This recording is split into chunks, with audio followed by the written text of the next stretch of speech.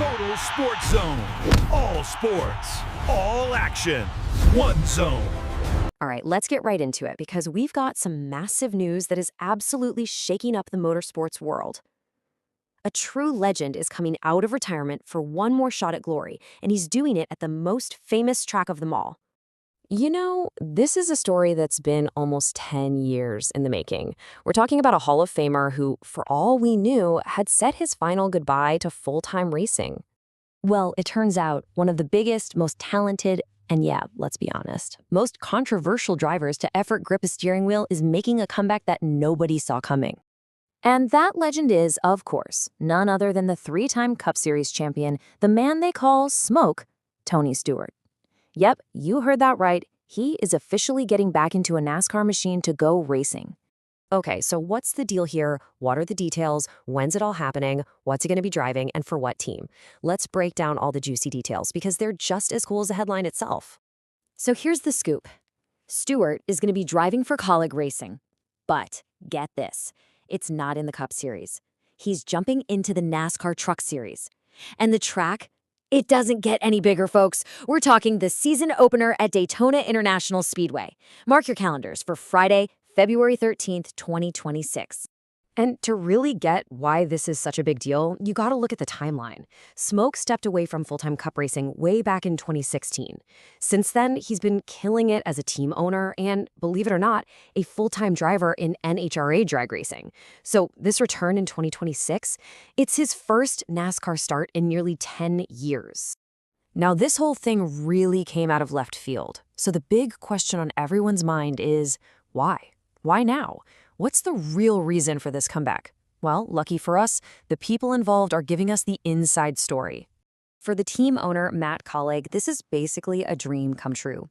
He said having Tony Stewart is the kind of thing you dream about. He knows he's a legend, and that just his name brings a whole new level of energy.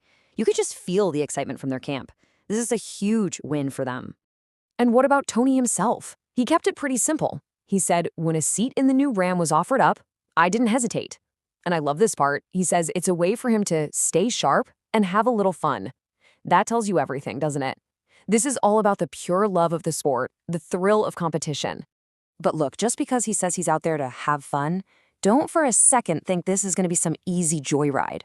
Because while Daytona is a place Tony knows like the back of his hand, this specific race, it's a completely new, totally unfamiliar challenge. I mean, first, let's just remember how dominant this guy is at Daytona. He has won there an incredible 19 times across NASCAR's biggest series.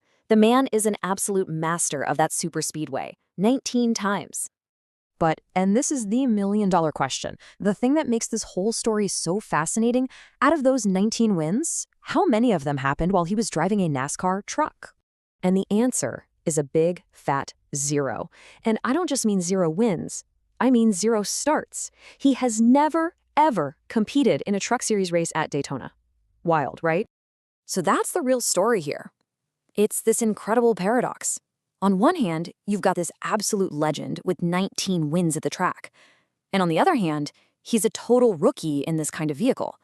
It's going to be fascinating to watch the master become the student again. But this whole thing is way bigger than just one race for Tony Stewart. It's actually part of a really cool, innovative strategy that could actually make some waves across the whole sport. See, this is all happening because of something Colleague Racing calls their free agent driver program. It's a pretty brilliant idea, actually. They're using their number 25 truck as an all-star ride, and they're going to have a rotating cast of big-name drivers hop in it all season long. It's a genius way to create some serious buzz.